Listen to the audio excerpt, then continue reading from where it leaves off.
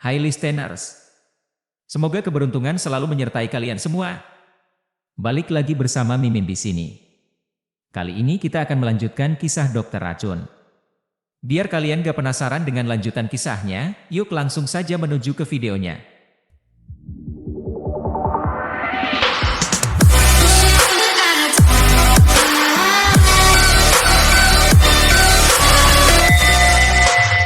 Bab 18, menghadapi provokasi. Semua orang tertawa, Cheng Xiaohong hanya berpikir dia tidak mendengarnya, Zhao Yongsheng agak terlalu berlebihan di depannya, tetapi dia juga tahu bahwa banyak orang di rumah sakit suka mengatakan hal-hal seperti itu di dalam minuman, mengira bahwa itu cukup lucu dan humoris, tetapi sebenarnya sangat kasar, bahkan agak cabul. Zhao Yongsheng memiliki keterampilan medis yang baik dan tingkat manajemen yang tinggi di departemen tersebut, tetapi dia tidak menyukai perilakunya yang mengampu. Tang Mingmei adalah orang yang perhatian dan menyadari rasa malu Cheng Xiaohong, jadi dia menawarkan pergi ke kamar mandi dan meminta Cheng Xiaohong ikut dengannya. Ketika keduanya kembali, mereka bertemu dengan kenalan di jalan, perwakilan medis Pei Lin. Tang Mingmei sangat kenal dengannya. Meskipun Pei Lin belum genap 30 tahun, bisnisnya sedang berkembang pesat. Pei Lin memiliki hubungan yang sangat dekat dengan Departemen Neurologi. Dia membayar makan malam yang diatur oleh Zhao Yongsheng malam ini. Minnan Seafood City adalah tempat yang sering dikunjungi oleh Pei Lin. Biasanya, bisnisnya hampir selalu diatur di sini. Dia dengan inisiatif menyapa Tang Mingmei. Berpura-pura tidak tahu kedatangan mereka, Tang Mingmei meminta Zhao Yongsheng untuk memberitahu Zhao Yongsheng bahwa dia akan menghampiri para pemimpin untuk bersulang nanti. Cheng Xiaohong bekerja di bidang administrasi dan jarang berurusan dengan pedagang obat. Dia baru mengetahui identitas Pei Lin setelah bertanya kepada Tang Mingmei. Mereka baru saja duduk ketika mereka tiba di rumah, ketika Pei Lin tiba. Zhao Yongsheng berpura-pura bingung dan berkata dengan pengertian, Presiden Pei juga makan di sini. Pei Lin tersenyum manis, makan malam keluarga, saya mendengar bahwa para pemimpin juga ada di sini.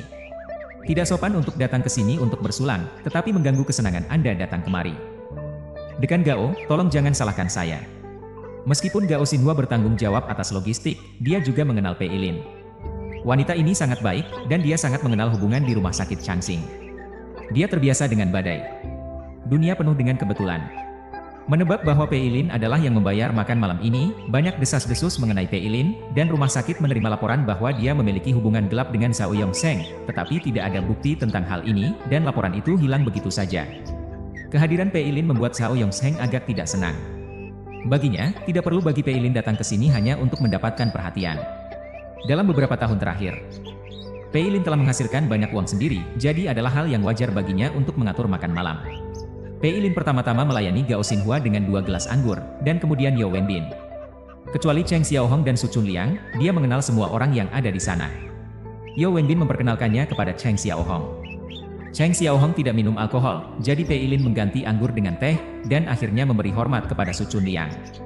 Tang Mingmei dengan sengaja berkata, Pei Lin, saya ingat Anda bilang waktu lalu bahwa Anda meminta saya memperkenalkan Anda kepada seseorang. Mari kita lihat bagaimana Xiao Su sekarang. Zhao Yongsheng terdiam sejenak, dan segera mengerti bahwa Tang Mingmei dengan sengaja memberitahukan kepadanya bahwa dia dan Pei Lin memiliki hubungan yang dekat. Tetapi tidak ada penyimpangan. Zhao Yongsheng bukanlah seseorang yang tidak bisa memahami situasi. Dia bisa juga mendapatkan keuntungan dari situasi ini, hubungan kepentingan semacam ini tidak bisa dengan mudah diputuskan. Sekali diputuskan, konsekuensinya akan sangat buruk. Bagaimanapun, Pei Lin telah berpengalaman dalam masyarakat selama bertahun-tahun, sehingga dia bisa mengatasi situasi semacam ini dengan mudah, dan berkata dengan senyum. Kakak Tang, saya meminta Anda membantu saya memperkenalkan pasangan saya 2 tahun yang lalu, dan sekarang saya akan segera menikah. Seorang direktur Su yang begitu tampan, mengapa Anda tidak memperkenalkan saya sejak dulu? Sekarang saya tahu apa artinya saling membenci ketika belum menikah. Su Chunliang tersenyum dan mengatakan bahwa dia baru datang tahun ini. Meskipun Pei Lin juga sangat cantik, itu tidak cukup untuk mengesankan Su Chunliang. Dia telah melihat banyak orang. Meskipun ini pertama kalinya dia bertemu Pei Lin, dia merasakan ambisi terpendam dan keserakahan dari kedalaman matanya. Dia tidak suka wanita yang terlalu berhitung. Semua orang tertawa. Gao Xinhua menyadari bahwa Su Chunliang sangat murah hati. Dan dia menerimanya dengan tenang dalam situasi ini. Dia benar-benar tidak terlihat seperti siswa sekolah menengah yang baru saja lulus dari sekolah. Tiba-tiba dia ingat bahwa anak ini sudah berusia 20-an tahun, dan dia bukanlah siswa sekolah menengah biasa. Lahir. Pei Lin dan Su Chunliang juga minum 2 gelas, dan mulai membagikan kartu bisnis mereka sendiri, lalu mencatat informasi kontak semua orang. Zhao Yongsheng mengambil cangkir teh dan meminum teh dengan diam, berpikir dalam hatinya bahwa tujuan utama Pei Lin masih adalah Gao Xinhua. Dia ingin menggunakan kesempatan ini untuk mendekati Gao Xinhua. Zhao Yongsheng agak heran. Bertanggung jawab atas pembelian obat-obatan. Mengapa Pei Lin mendekatinya? Dengan lingkup wewenangnya saat ini, sepertinya dia tidak bisa banyak membantu Pei Lin. Zhao Yongsheng teringat pada dekan yang akan pensiun, Gu Houyi. Siapa yang paling mungkin menggantikan Gu Houyi? Sang nabi tentang bebek pipa sungai musim semi, mungkinkah Pei Lin sudah mendapatkan berita terkait? Tetapi Gao Xinhua dipindahkan dari tentara ke tempat lain, dan pengalamannya menentukan bahwa dia tidak bisa menjadi pemimpin tertinggi di Changxing. Zhao Yongsheng tenggelam dalam pemikiran yang dalam. Pei Lin tinggal selama lebih dari 10 menit dan mengucapkan selamat tinggal. Dia telah mendapatkan informasi kontak Gao Xinhua dan mencapai tujuannya. Kecurigaan Zhao Yongsheng benar, Pei Lin tidak berniat datang ke sini untuk bersulang, dia datang ke sini untuk Gao Xinhua. Gu Houyi akan pergi pada paruh pertama tahun depan karena usianya. Banyak orang yang peduli tentang siapa yang akan menggantikan Gu Houyi. Desas-desus paling populer adalah mempromosikan salah satu wakil presiden dari rumah sakit Changxing. Menurut pendapat semua orang, ini adalah yang paling masuk akal. Bagaimanapun, kader yang dipilih dengan cara ini sangat mengenal situasi di Changxing. Namun, Pei Lin mendengar berita lain bahwa seorang kader kemungkinan akan diangkat secara mendadak. Kader ini yang paling mungkin diangkat mendadak ke Changxing adalah teman sekelas Gao Xinhua di sekolah partai. Ayahnya juga adalah pemimpin Gao Xinhua di tentara, dan hubungan mereka baik. Rumah sakit Changxing adalah basis bisnis Pei Lin, dan perubahan kepemimpinan rumah sakit berpotensi mempengaruhi kepentingan vitalnya. Jadi dia harus bekerja keras sebelum masalah ini dikonfirmasi untuk menjalin hubungan dengan pihak atas. Ada banyak perusahaan farmasi di dalam negeri dan luar negeri, dan rumah sakit tingkat 3 seperti Changxing adalah favorit di mata perwakilan medis. Pei Lin memiliki banyak pesaing. Ketika dekan baru mulai menjabat, dia harus memiliki hubungan yang stabil dan dapat diandalkan. Rasa krisis Pei Lin bahkan melebihi karyawan tetap Changxing. Zhu Mingyuan tidak pernah terlalu banyak berhubungan dengan Pei Lin. Departemen pengobatan tradisional Cina tidak memiliki keberadaan yang kuat di rumah sakit umum Changxing ini. Pendapatannya berada di dasar semua departemen. Masyarakat semakin realistis. Jika pendapatan rendah, maka tidak memiliki hak berbicara. Awalnya, Gao Xinhua ingin menempatkan Su Chunliang di Departemen Pengobatan Tradisional Cina, tetapi Zhu Mingyuan menolak tekanan tersebut. Dia juga adalah dokter kepala. Selain gajinya, kinerja buruk Zhu Mingyuan, pendapatannya tidak bisa dibandingkan dengan mantan teman sekelasnya, Zhao Yongsheng. Sekarang, Zhao Yongsheng telah tinggal di rumah tipe Tomohouse, membeli rumah satu persatu, dan mengganti mobil satu persatu. Mobil saat ini adalah BMW X3. Dia tinggal di satu-satunya rumah, sebuah apartemen 3 kamar tidur dan 2 ruang tamu, dan mobilnya masih Passat 8 tempat duduk yang dibeli bertahun-tahun yang lalu. Zhu Mingyuan tidak mengikuti jalannya malam ini. Tidak hanya diajak oleh Gao Xinhua. Dia juga harus menghadapi tantangan dari junior-junior. Dia berdalih anaknya kelas akhir SMA dan ingin kembali berkonseling lebih awal, sehingga dia adalah yang pertama meninggalkan tempat acara. Awalnya, Gao Xinhua berencana untuk bermain poker satu putaran lagi, tetapi kepergian Zhu Mingyuan membuat semangatnya hilang. Gao Xinhua mengatakan bahwa dia akan pergi ke ibu kota untuk pertemuan besok, dan dia harus pulang lebih awal untuk mengemas barang-barangnya hari ini, menyarankan agar makan malam berakhir di sini. Ketika Gao Xinhua mengatakan ini, perjamuan secara alami berakhir. Meskipun Zhao Yongsheng terus mengatakan bahwa dia berterima kasih kepada kantor medis, tuan rumah sebenarnya adalah Gao Xinhua. Yao Wenbin menawarkan untuk meminta Cheng Xiaohong mengantarkan Gao Xinhua pulang. Gao Xinhua menggelengkan tangannya, mengatakan bahwa rumahnya tidak jauh, dan dia akan berjalan pulang setelah makan malam. Baru sekarang Yao Wenbin menyadari bahwa Zhao Yongsheng sangat perhatian, bahkan memilih Gao Xinhua sebagai tempat merayakan tamu. Karena dekat dengan rumah, tidak dapat dihindari dia merasa agak tidak senang. Setelah lama, Gao Xinhua adalah tuan rumah, jadi berterima kasih kepada kantor medis hanya alasan. Semua orang menyaksikan Gao Xinhua pergi duluan. Zhao Yongsheng memanggil sopir penggantinya, Tang Ningmei naik bersamanya saat dia datang, tetapi sekarang dia berkata bahwa dia ingin pergi di jalan yang sama dengan Cheng Xiaohong. Jelas dia ingin mengambil jarak yang jelas dengan Zhao Yongsheng.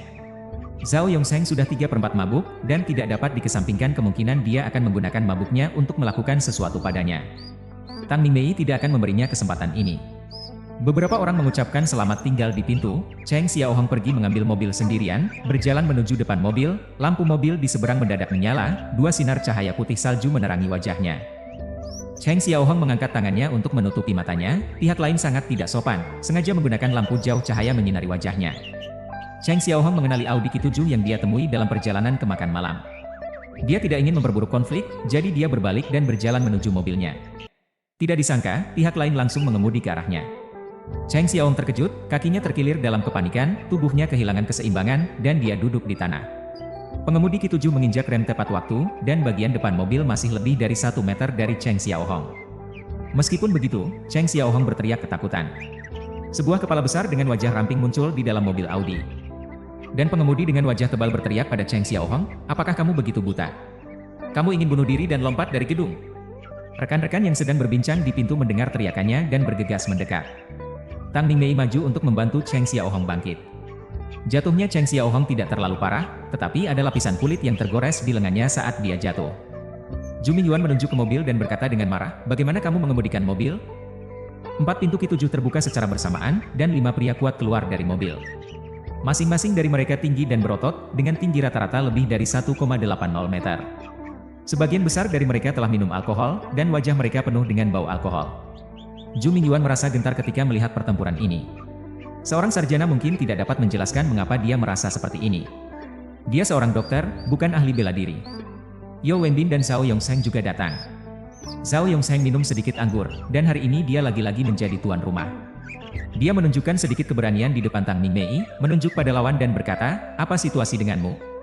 Pria besar yang mengemudikan berkata, "Kami tidak tahu apa yang terjadi." Dia tiba-tiba berlari mendekat. "Saya kira itu dari Pengci. Bagaimana kamu berbicara?" Tang Mingmei membantu Cheng Xiaohong bangkit. Cheng Xiaohong juga ketakutan oleh pihak lain, dan mengatakan dengan sikap tenang, "Lupakan saja, aku berjalan dengan kurang hati-hati." Yao Wenbin mengenali mobil lawan. Meskipun dia tahu bahwa pihak lain mencari masalah, Cheng Xiaohong tidak mengejar masalah itu, dan tidak perlu membuat masalah besar darinya. Selain itu, orang-orang pihak lain terlihat tidak baik dari awal, dan konflik yang memburuk hanya akan merugikan dirinya. Tang Mingmei berkata tanpa belas kasihan, "Apa artinya melupakan saja? Apakah kamu bisa menakut-nakuti orang sampai dalam keadaan seperti ini dan bahkan tidak mengucapkan maaf?" Pria besar itu tersenyum dan berkata, "Baiklah, maaf." Zhao Yongsheng merasa bahwa Cheng Xiaohong tidak terluka parah, dan pihak lain juga telah meminta maaf, dan tidak ingin membuat lebih banyak perdebatan, dan mengusulkan bahwa karena tidak ada masalah, semua orang harus pergi terpisah. Meskipun Cheng Xiaohong merasa dianiaya, dia tidak berani bicara. Saat semua orang hendak masuk ke mobil dan pergi, Su Chunliang berkata, "Hanya mengatakan maaf dan itu selesai." Dia sangat ketakutan, "Jadi apakah kamu tidak perlu mengambil tanggung jawab sedikit?" Beberapa pria besar sudah membuka pintu mobil, tetapi ketika mendengar kata-kata itu, mereka berbalik lagi. Yao Wenbin diam-diam menarik lengan Su Chunliang, yang berarti masalah itu sudah diatasi, dan memberitahu dia untuk tidak membuat masalah lebih lanjut. Su Chunliang berjalan perlahan menuju pihak lain. "Dalam perjalanan ke sini tadi, kamu dengan sengaja menghindari mobil kami beberapa kali, benar? Pada awalnya aku tidak ingin mengejar masalah ini, tetapi sekarang ini terjadi lagi. Ini terlalu berlebihan, kanan?" Zhao Yongsheng dan Zhu Mingyuan saling pandang. Mereka tidak tahu situasinya. Mereka tidak tahu mengapa masalah itu sudah diselesaikan. Mengapa Su Chunliang muncul lagi? Tang Mingmei juga tidak tahu situasinya, jadi dia bertanya kepada Cheng Xiaohong dengan suara rendah, dan Cheng Xiaohong menyusun cerita masalah itu, hanya kemudian Tang Mingmei tahu bahwa pihak lain dengan sengaja menakut-nakuti Cheng Xiaohong baru saja, dan itu adalah balas dendam yang disengaja. 5 pria besar berjalan menuju Su Chunliang dan mengelilinginya dalam bentuk kipas. Pria kuat yang mengemudi mobil melihat Su Chunliang dengan senyuman dan berkata, "Nak, apa yang kamu inginkan?" Yao Wenbin merasa suasana tidak benar. Jadi dia buru-buru maju dan berkata, "Jangan mengatakan beberapa kata lagi, lupakan saja, tidak ada yang sungguh-sungguh." Meskipun Zhu Mingyuan tidak menyukai Su Chunliang, dia harus berdiri di pihak yang sama dengannya sekarang. "Semua orang, jangan bersikap impulsif, kamu punya sesuatu untuk dikatakan." Pria kuat yang mengemudikan mobil mengulurkan tangannya dan memukul Su Chunliang, "Aku hanya suka anak muda yang berani. Nak, apa yang kamu inginkan? Antar kolegaku ke rumah sakit untuk pemeriksaan, dan tanggung semua biaya medis, biaya kerja yang hilang, dan biaya kerusakan mental." Akhirnya, Su Chunliang telah bekerja di kantor medis selama beberapa hari, dan dia sudah tahu banyak tentang rutinitas kompensasi. Pria kuat melihat ke kiri dan kanan, dan sekelompok orang tertawa pada saat yang bersamaan. Dia menganggukkan kepala dan berkata, "Aku sudah bilang, bukan hanya geng Pengci, tapi juga geng Pengci." Tang Mingmei berkata dengan marah, "Jaga mulutmu, kamu bisa dipenjara karena pencemaran nama baik." Pria kuat berkata, "Itulah cara aku bicara, kamu semua juga harus mencari tahu. Di Dongzhou, siapa yang berani memeras aku, Dingxi?"